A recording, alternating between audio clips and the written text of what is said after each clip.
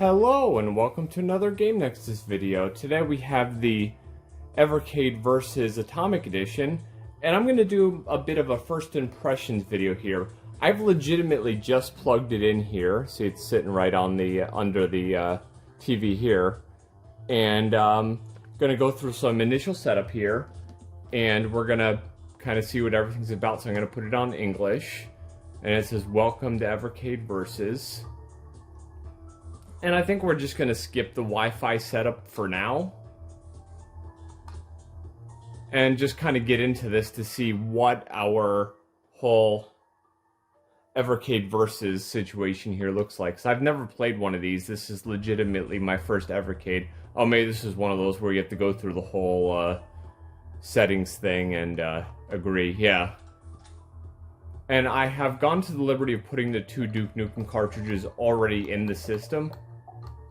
So, you'll see here, this is from our remastered collection 1 and 2, our Total Meltdown, Duke Nukem Advance, Duke Nukem Land of the Babes, and Duke Nukem Time to Kill. So, what I will do in these next few segments of the video is I'm going to try playing some of these games, and I will basically show some general gameplay here, and kind of give my whole opinion on what I like here. And you'll see here, here's our general settings. You can have original aspect ratio, which is what it's set to, pixel perfect, or full screen, which kind of stretches it, I guess. And then scan lines, I don't want any because I don't like scan lines, honestly. Bezels, you can set those to whatever you want. Dynamic rate control. Force PAL HDMI, which we don't want to. And then that says scan lines. Maybe that thing was something else. Oh, that was shaders / scan lines. So that was something else. Then we can also see our theme, which was defaultly set to the Atomic one, which was the one for the console. There's also dark, Evercade neon, and light. Sound options, just to let you change the various sounds here. Network, accessibility, you can do high contrast mode, languages just like in the beginning. And then of course we can update our firmware, map our controller. There's some legal stuff in here. Credits. And then there's secret. You can enter a secret code for something, but basically what we're going to do here is I'm going to play a bit of these games and kind of give my impressions on how everything runs. So that'll be all for me right now, and I'm going to just quickly go through all 5 games here and just give you my general impressions of what I think. So we're going to go to that captured footage and let you see how everything looks in this Evercade versus Atomic Edition Duke Nukem console here. So we'll just cut to the footage now. Okay, and the nice thing is that all of the games have this nice little menu here that'll show you the controls, some information about the game, whether it be one player or multiplayer. Duke Nukem 1 and 2 Remastered here is just like a single player experience because it's a side-scrolling shooter, which I can honestly say, I know I'll repeat this later in the video, but this was kind of the highlight of these collections to me, and it tells you a little bit of the history of the game, because other than like having played them off of, I believe the Duke Nukem 3D disc had Duke Nukem 1 and 2 on it as like a little bonus, I really didn't get to play these games all that much, so it kind of was a cool thing here to be able to play the original Duke Nukem 1 and 2 and experience them like, how do you call it, like in their best possible way. But yeah, this is kind of the star of the show, if you will. And I guess it's powered by this Rigel engine. Now, I believe these cartridges came out in late 2023. And you'll see it's playing the whole good old Duke Nukem grab bag here. And we have Duke Nukem 1 and 2 Remastered. You get to select which game you want. So first, of course, we're going to play the first game. And limited options here. But the cool part is that the first Duke Nukem game actually has music added, because unless you're like me and you actually played it on a PC, it had no music. It only had PC speaker sounds, which you're going to hear in the actual game here. And when I first saw this, I was thinking, oh wow, it is all just like full frame. But yeah, you can read the whole story here as to how Duke Nukem started here. And there are multiple episodes in this, so it's pretty cool. So if you want, you could just actually pause that if you wanted to read what it said. This is the only game I'll be showing the intro for, because the other ones are kind of long. This one just more or less has a little text, and you get to see your first view of Duke Nukem, which these are actually the original graphics used in the PC version. I think it was my like original Duke Nukem Atomic Edition disc that had the Duke Nukem 1 and 2 as a bonus. And I think my computer at the time actually could run these. And as long as you have the PC speaker hooked up for this game, when you play the regular PC version, you can play it. You can kind of hear in the background here, this is like original like Duke Nukem 3D music playing. So this game would not have any music, as I made mention. And the funny part is, of all the games, this is the most simplistic of all of them. I actually had the most fun playing this.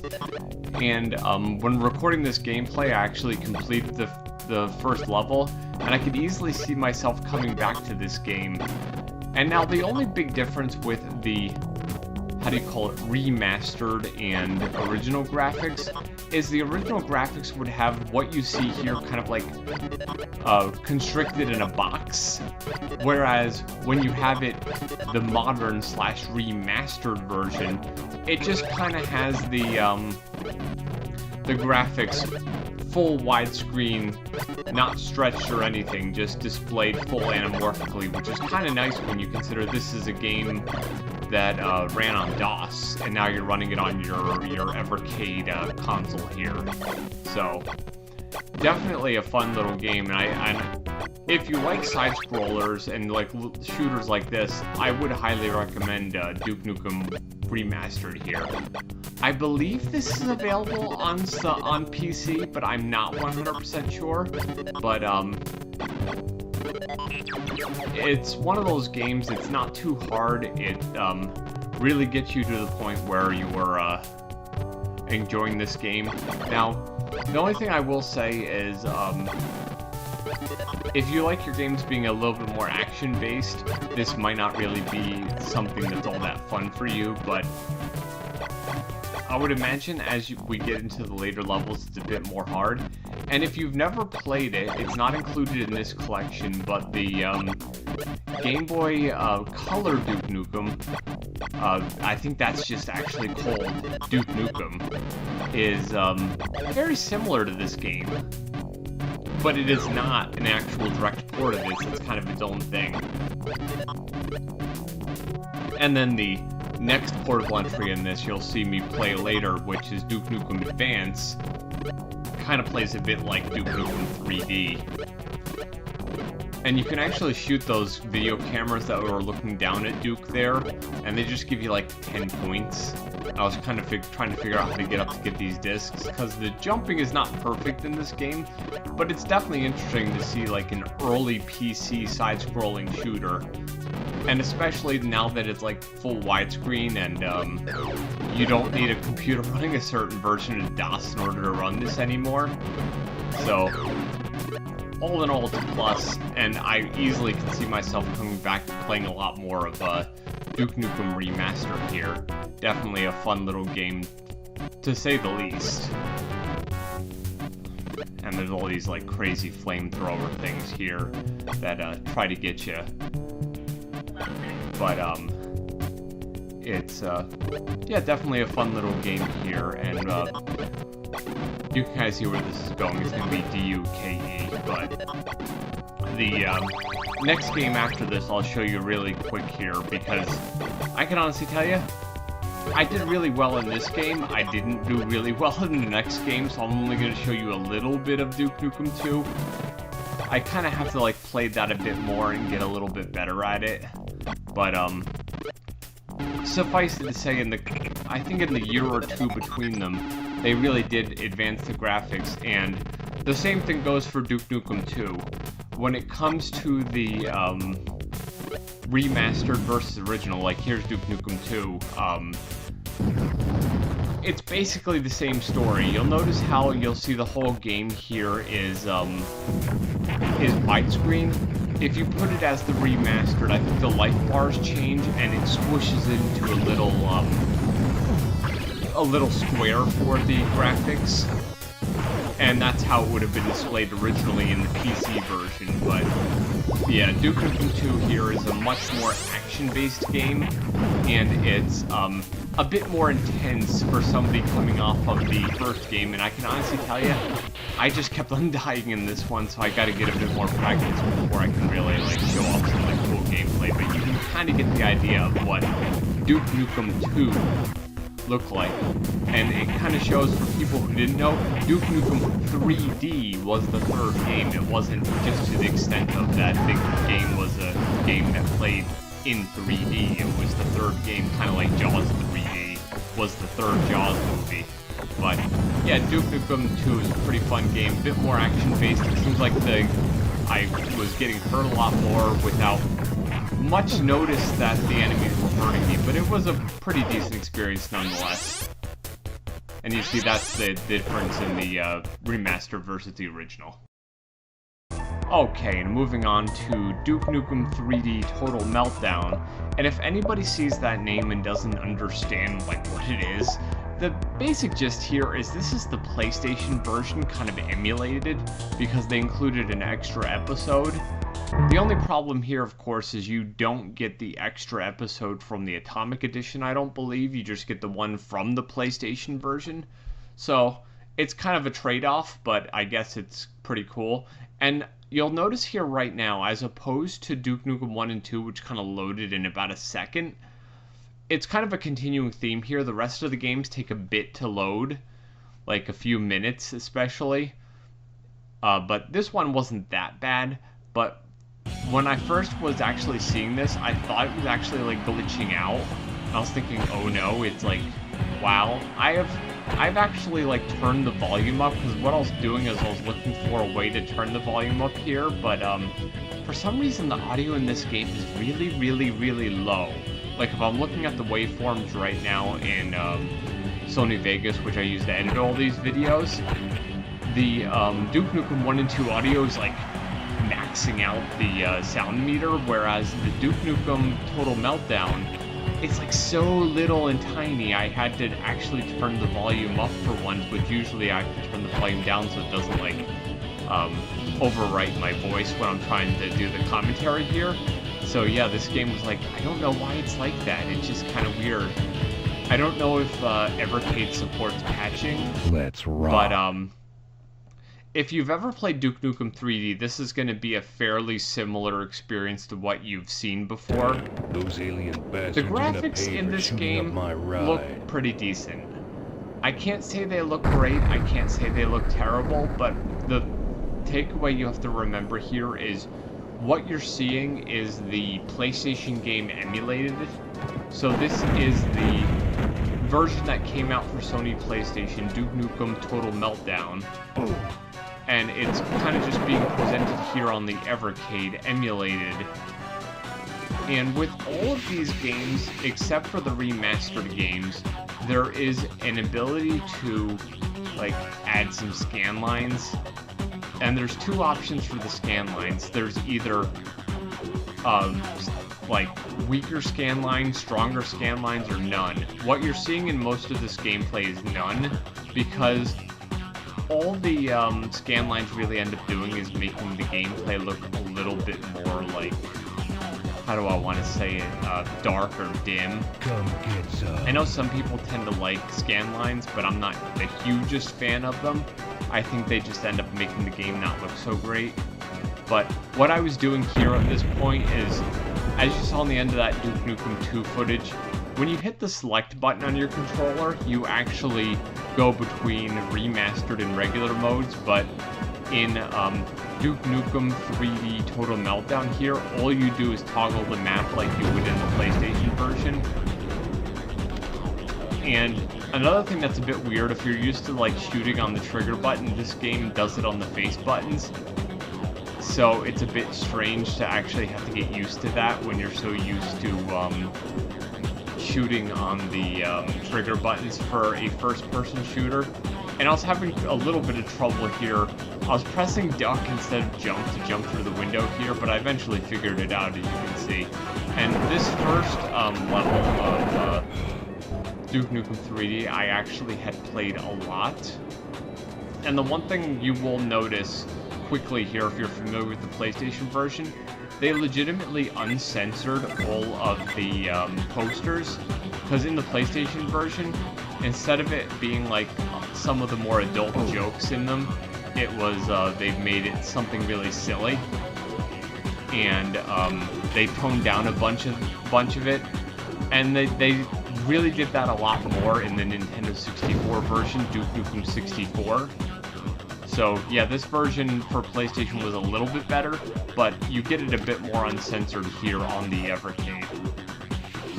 And the funny part is, I was about to go through that entrance there, then I was like, oh, there's another enemy here, and then I'm gonna come over here and get the atomic health, because I did end up finishing this level, because this is one of those levels I've probably played so many times, I kind of know it like the back of my hand. But suffice it to say, Duke Nukem 3D, you could most certainly have a worse experience playing this game on an HDMI connected game console. But it's not the prettiest Duke Nukem 3D has looked. If you really want like your quote-unquote best Duke Nukem 3D experience, I would highly recommend playing Duke Nukem 3D HD high resolution pack for PC.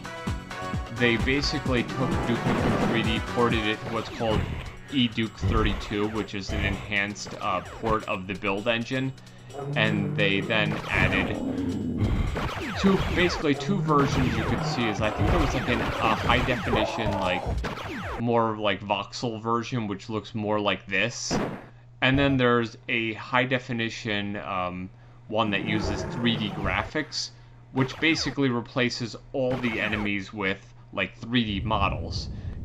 And when it comes to playing Duke Nukem 3D on a more modern system, that kind of is the way to go. But if you just want to connect a game system to your TV and play this game, this isn't a bad experience. And especially if you're like me and you played the PlayStation version, you might want to give this a shot. But I noticed a couple of the censor posters, like the Men in Black here was there, but in the secret place, that poster with the bathing suit girl was there. So it looks like they uncensored some of it, but censored some of the other stuff. So I don't understand the messaging here, but yeah. Altogether, this is a good Duke Nukem 3D experience. It's not great, there's better ways to play this game, but considering it's kind of included for free with Duke Nukem 1 and 2 Remastered, it's not a bad time, and it's a fun way to play this game. Okay, and moving on, we're going to be taking a look at the first game on the second collection, Duke Nukem Advance.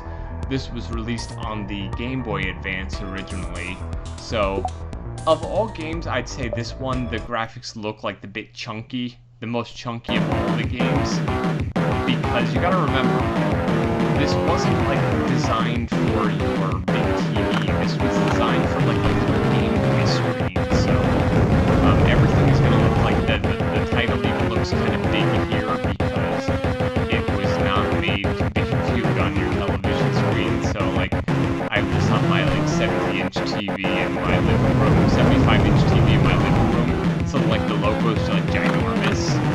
But the general thing here is this is kind of like a Duke Nukem 3D-esque game. And when I first turned this game on, I tried to see if the graphics would look a little bit better if I turned on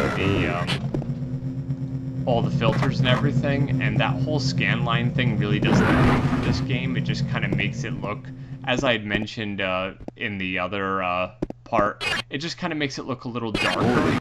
It doesn't really like help anything. But the only thing I have to say is the weird part about it is, as opposed to Duke Nukem 3D, the rate of fire for the gun is kind of slow. So it's like you really got to be pressing that button really fast in order to get like any type of shots off. And another thing I thought was weird, I don't think I'm not sure if it's shown in this video, but when you shoot a pig cop with the pistol, he kind of gets like pushed back, and he doesn't end up like attacking you. So if there's only one pig cop, you don't really have to worry. Just keep on hitting him with bullets so he keeps getting into that like stunned position.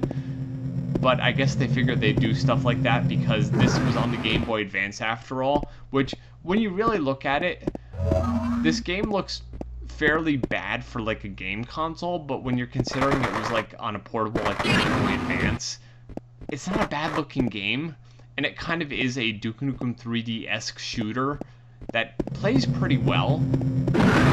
But I would even go as far as to say it felt a little less bad really on the Game Boy player on my Nintendo GameCube, just playing that on like a CRT. But then again, instead of having such clear pixels like we do here, we had kind of like a little bit muddled because it was only on a standard definition TV, so that probably helped things. But that's a problem with a lot of these like portable games. When you blow them up, they kind of just don't look so good, and kind of you're like, why am I even playing this type situation? And just like I'd made mention in the Duke Nukem 3D Total Meltdown segment, yeah, here's the part where I was saying you keep on shooting the pig cop, and he just keeps getting stunned, so he's kind of useless even to the pistol. But as I was trying to say, there's probably like a better filter you can apply to this game, kind of like an auto emulator, if you don't mind like tinkering a little bit. But this is more than serviceable if you don't want to tinker and you just want to play this game on your TV, plug a cartridge in, or use your one of those little like Evercade super portables. This would probably play great on that screen because it's meant to be a portable in the first place, so it's kind of one of those games that would work so well that way. Another game that would probably be the same way as this would be Duke Nukem Mobile on the Tapwave Zodiac. It also is a another like Duke Nukem 3D-esque game, and it would probably be the same thing that if you somehow got like a Tapwave Zodiac emulator on your TV and was running it on a 50 to a 75-inch TV, you probably would notice like all the pixels. But when I'm looking at it in the little preview window in Sony Vegas, which I edit all these videos in, it actually looks halfway decent, as opposed to like a little while ago when I was recording this footage on my 75-inch TV, it was like just very, very bad looking. That's the only way I could really explain it, but smaller screens for this game would probably benefit it greatly, but it's a good way to play this game if you don't have a Game Boy Advance, the original cartridge, or a Game Boy player for your GameCube. It's more than serviceable, and it is a fun little game that I know a lot of people didn't get to experience due to the system it was on, but I would recommend giving this game a try if you get the second collection of the game.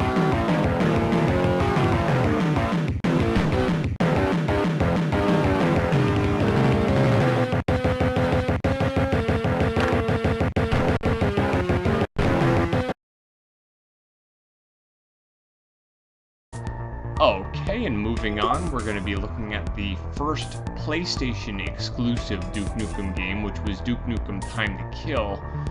This was one of those games that was kind of like a Tomb Raider-esque game, and for some reason I had some trouble like selecting the game because I pressed the wrong button. But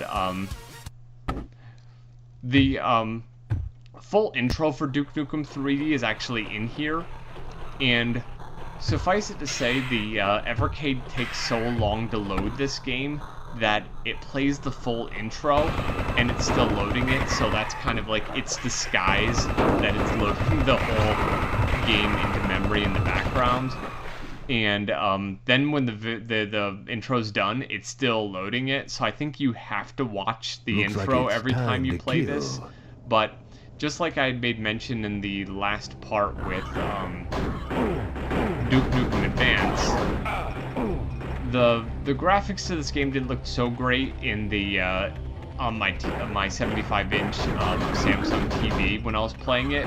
They look a little better in the little preview window here, And as I was making mention in the Duke Nukem 3D segment of this, the actual graphics to this game would benefit from like a PlayStation emulator if you don't mind messing with emulators, which I don't. But this is definitely a serviceable way to play this game, and the one thing I can definitely say, since I haven't played Duke Nukem Time to Kill in like a good while, it took me a while to get used to how this game plays again, because I'm just kind of so used to how to play like modern games or even some of the older games. And the one thing I will make mention of that really surprised me in this is, as opposed to the PlayStation version, which censors certain bits of the intro, this game does not. The only thing that you do lose out on is stabbing westwards, The Thing I Hate, which was the original opening theme to this game. I guess Evercade didn't, or whoever made the cartridges, Evercade, Gearbox, Blaze, or whoever, didn't want to pay the royalties to actually get The Thing I Hate licensed like it was on the PlayStation version. And of course, I think it actually was this game where you could input a secret code and you could see the intro to, what's it called, the game Rogue Trip, because I think GT Interactive also made that. It was like a certain button sequence you could press in the beginning, and it would actually show you an FMV for that. And I remember when I first played this when I was young, I was thinking the graphics in this look so good, but like the pig cops are so blocky in this now that I'm seeing them. But as I said, you get a decent emulator like DuckStation or EPSXE even, and you apply some decent like texture filtering and everything in order to get the textures and the 3D geometry smoothed out. And this game is quite the looker, and honestly, it does play pretty well, surprisingly, after all these years. And you see me getting shot by this pig cop here, because unlike Duke Nukem Advance, which I played earlier, the pig cops are a heck of a lot more lethal in this game than they were in that one. You can't just shoot them with the pistol 5 times and then have them fall over. But yeah, the cool part about Duke Nukem Time to Kill here is there's all kinds of stages, like in the Wild West. There's like Roman stages, there's like all kinds of time periods that Duke goes through, and yeah, it's generally a really, really, really good time. I definitely have to recommend this game. If you've never played Duke Nukem Time to Kill, definitely give it a shot. If you only have like an Evercade or one of those little super handhelds, it's more or less a really fun game, even if you can't find a Atomic Edition Evercade versus console like I did here. If you have no other way to play it and you already have an Evercade, it's definitely worth the purchase. But if you have other ways to play it, or you don't mind tinkering with an emulator, that might be the route to go, because you can like max out the resolution, make it like super 4K widescreen resolution and everything, and just make the game look a heck of a lot better. But if you just want a plug-and-play solution, then Duke Nukem Collection 2 for the Evercade here kind of can't be beat if you just want to plug a cartridge in, play a game. And that's one thing that kind of threw me through a loop here, is the whole putting your weapon away to like use things, and the game wasn't really all that intuitive with that. And I kind of had to like, it was like riding a bike, you kind of had to get your footing again, and I finally felt like I was getting used to it by the time I got to this part. But yeah, Duke Nukem Time to Kill is a really fun game. It's got a Tomb Raider type aesthetic where you're third-personing the whole thing instead of first-personing. I think one of the shoulder buttons gives you like a easier aim, but it's a very fun game, and I would recommend it. If you can only play it this way, it's definitely worth it. If not, play it on a better emulator.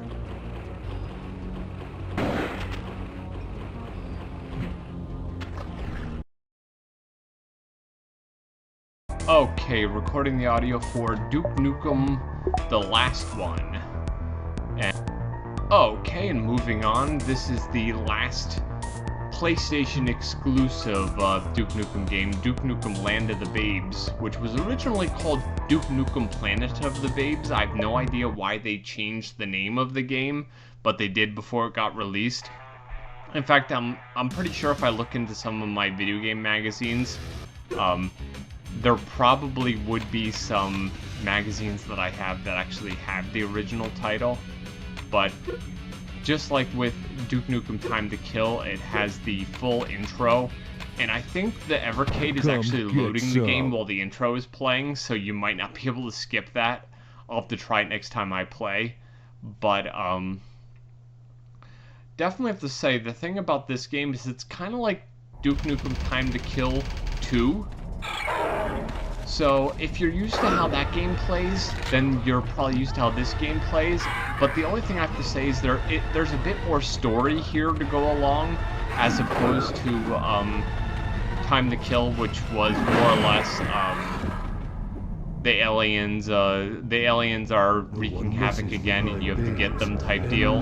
But this one has more of a narrative to it, and like even voiced cutscenes.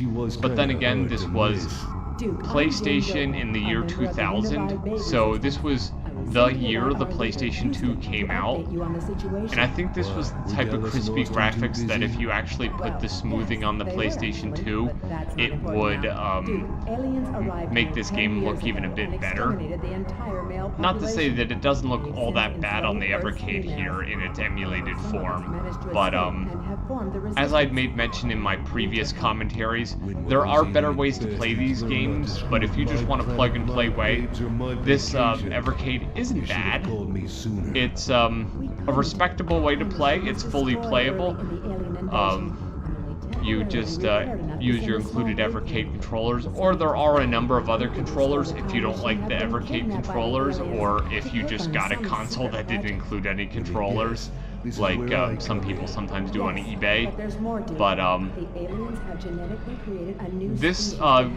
this game kind of fully embraces that whole Duke Nukem universe, where he's like the best hero in the world. Everyone worships his feet, and he's like the best guy ever type deal. So that's kind of how it feels.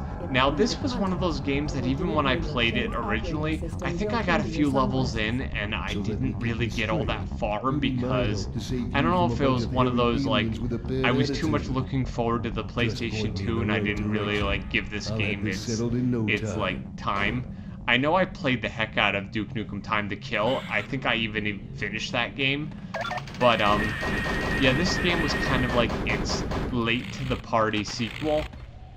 But if you've played Duke Nukem Time to Kill, then you kind of know what you're up against here, with a bit more of a narrative focus here. But as I made mention of in all the previous ones, the graphics can look a little bit bad on a bigger TV. There are those scanline options, which don't really do much in my opinion, but they might just be exactly what you're looking for. I have the actual covers option enabled in some of these videos for the hiding the whole we're not playing these games in widescreen thing. You can go pixel perfect, you can stretch the game out if you really need to, which I don't really like. But, yeah, Duke Nukem Land of the Babes here, as it was called, is a pretty cool experience if you like some cool Duke Nukem third-person action. It's kind of, as I said, it's kind of a more of the same for Duke Nukem Time to Kill. It adds its own little nuances here and there, but I never got all that far into it. But it's a fun little game. But as I said, with all the other 3D games, a lot of these games can look better if you just want to tinker with an emulator a bit. But if you just want to play it, this is not a bad way to play it. So I would honestly highly recommend giving a try to this Evercade collection, if you will. It's not a bad experience, and it can be pretty fun. Okay, well, now that I've gone through all, technically 6 games here, my general idea here is, this is my first experience with an Evercade console. Now, while these controllers that they provide are pretty good, the D-pad is a little bit stiff.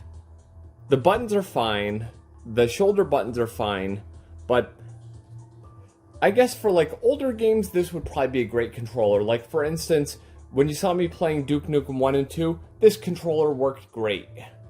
Once I got into like Duke Nukem 3D, it still played pretty good. Duke Nukem Advanced, it still played pretty good. But once I got to like Duke Nukem Time to Kill and Duke Nukem Land of the Babes, this controller started to feel clunky.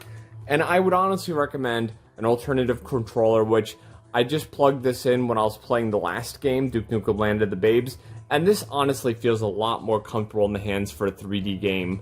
So, your mileage may vary. You may even love this controller for the 3D games, but I'd highly recommend grabbing a Xbox 360 controller or something a bit more comfortable. I'm guessing the analog stick on this is just emulating the D-pad, but for some of the quicker turns, it feels a lot better. But my general thought about the Evercade versus after my first impressions here, basically, the star of the show here, without a doubt, is the Duke Nukem 1 and 2 Remastered Collection. Because for anyone who didn't have an old school computer, good old games, or anything, any other service that would have those games on them, it's definitely a breath of fresh air. I would highly recommend the Duke Nukem 1 and 2 Remastered Collection because those games are really nice and really fun. But, like, Duke Nukem 3D Total Meltdown is basically the PlayStation game emulated. Duke Nukem Advance, of course, is the Game Boy Advance game, and then the other two are the PlayStation games. Now, would I recommend this for everybody? Absolutely not. As far as these Duke Nukem cartridges go, if you never had any of these games, these two cartridges are excellent, and they'd probably be great for you. If you're like me and you played most of these games when they were new, especially the games like Duke Nukem Advance, which don't blow up too well and they don't have too many filtering options, this might not be the ideal way to play. But for everybody else, this could be an easy plug-and-play solution, even if you just got the cartridges and you didn't get the whole console. Now, as far as the Evercade versus itself goes, I have to say it's a respectable console so far from what I've seen. Would I recommend it for somebody like me who has all the game consoles and all the systems that ran these games? No, it might not be that, but it could be in the future for some games that are on other systems that are just harder for you to play, and you could just plug in the little cartridges here, have that physical collection aspect, and be able to play the games that you like. But as far as Evercade versus in general, it seems like a decent ecosystem. The games run well. There are limited filtering options, limited emulation options. I kind of would have liked to see more options to smooth out the graphics, especially of the two last 3D games. Like, if you get a good PlayStation emulator, you can make those games look downright beautiful as far as today's graphics go. But here, I don't know if I actually included any of the footage, but I did some of the scan lines, and while they kind of cleared stuff up a little bit, they really didn't make a night and day difference. But as I said, in the end of the day, if you're a big Duke Nukem fan and you never played any of these games, or maybe even you have one of the little portable systems and you want to play them that way, this might be the way to go. But if you've already played these or have other ways to play them, this might not be for you. But for the whole collection aspect, I'm quite glad to have this because I'm a big Duke Nukem fan, and I probably will be going back to play the first two games because I did finish the first level, but I kept getting killed in the first level of Duke Nukem 2, so I need a bit more practice. But generally, I'm quite pleased with this, and I think it actually is a pretty cool little system. It definitely wouldn't be a way to relive your classics if you already have a previous emulation solution, but it's a nice little toy, a nice little collector's item. And you might get some fun out of it if you're not gonna think it's the end-all and be-all for playing these games. Well, this has been another Game Nexus first look video, and I shall see you later. Bye.